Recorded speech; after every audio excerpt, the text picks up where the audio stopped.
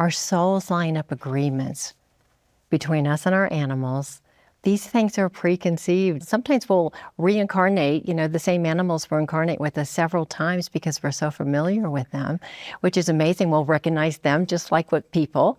And so we will embark upon these agreements that we have with animals to help us grow, learn, heal, evolve, depending on what we're needing on our evolutionary journey.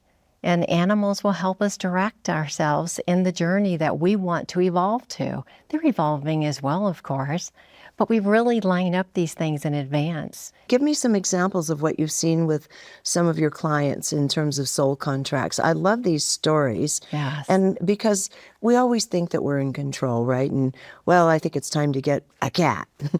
And that's the end of the story, so you're going to go somewhere and find a cute cat. Right. But let's talk about what's really going on. Right. People think they're just getting this pet and they're just going to have this unconditional love and they're going to be able to go on walks with them and, they're helping them exercise. But there's a lot more going on under the surface and at a soul level for your growth. And the more open you are to that, then the more soul contracts are going to start revealing themselves, the higher purpose of your arrangement as to why you came together to learn and grow together. It's truly extraordinary what animals are willing to do with us. So tell us a couple examples of people and their pets you've read, what they thought was happening versus what was actually happening.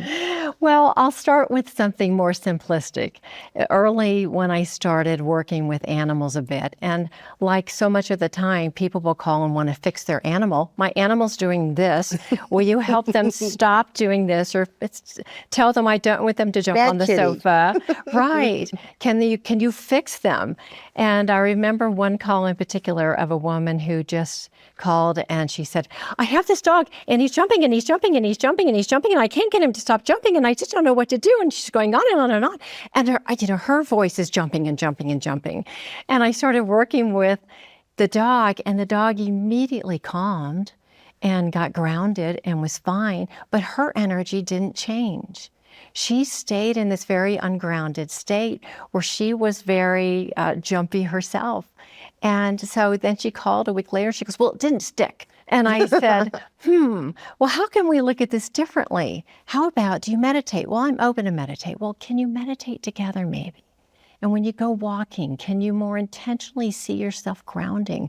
Because your dog is picking up on everything that you're doing. And that little leash is a little energetic umbilical cord between the two of you. So she said, I'll try. And she began trying that. And then I didn't hear from her for a long time. And sometimes that's good news and sometimes not.